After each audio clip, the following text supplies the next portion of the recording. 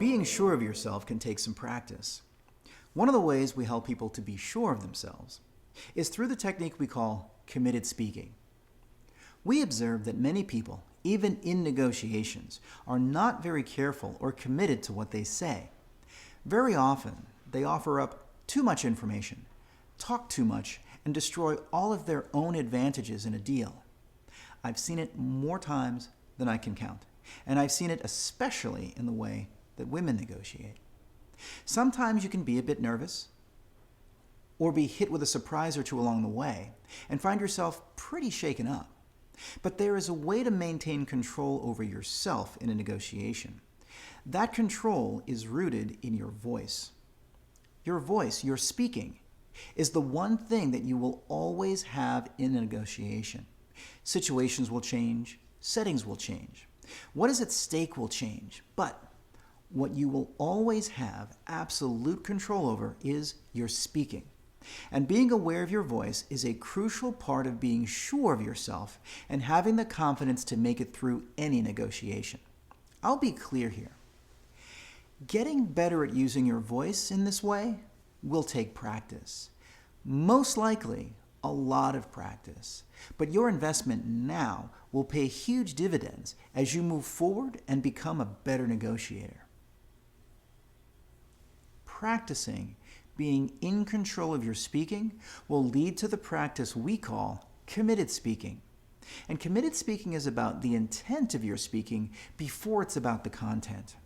While content is most certainly important, and few people would doubt that, your intention behind what you say can make all the difference in whether you're taken seriously or not. And actually, what we're really getting at goes beyond intention and reaches right into commitment. Are you communicating that you are absolutely committed to what you're saying? Why do we care what the Dalai Lama has to say, for example? Because we know he's committed to every single word that comes out of his mouth. We know he has considered his words very carefully, and no matter what he says, you take it seriously, even if it's his sometimes quirky but always profound sense of humor. Committed speaking is knowing in your heart that you mean what you say and you say what you mean. It's really that simple. But many people have a habit of not saying what they mean, and it gets them in trouble.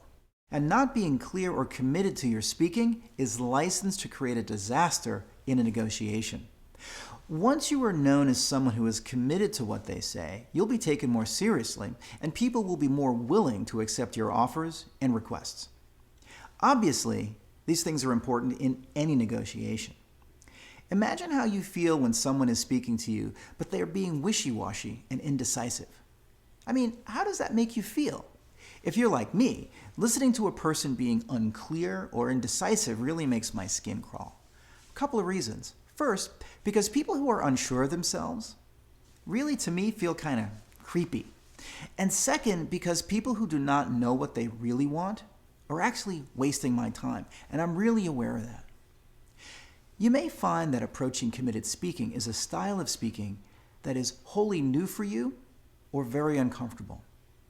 You may have a long-held belief that being nice is your number one priority. But I have news for you. In negotiating, being nice is not a strategy. And I'll say that again. Being nice is not a strategy. It's really a surefire way to be taken advantage of, because when you're trying to be nice, you'll not speak up when you need to, and you'll not ask for what you need or want because you're more concerned with displeasing or upsetting the person you're speaking to. If this is your preferred way of speaking, consider that in a negotiation, it will be best to put being nice up on a shelf and save it for later. Using committed speaking may take a lot out of you, but there is good news here.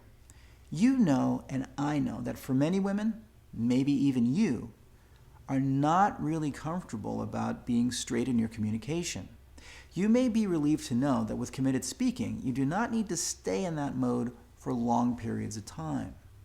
With practice in using committed speaking, you'll be able to walk into a negotiation and be crystal clear about what you want and what kind of outcome you're after. When you are clear about these things, you can have an immediate impact on the overall negotiation. With your speaking, you can set the tone of the negotiation right from the start.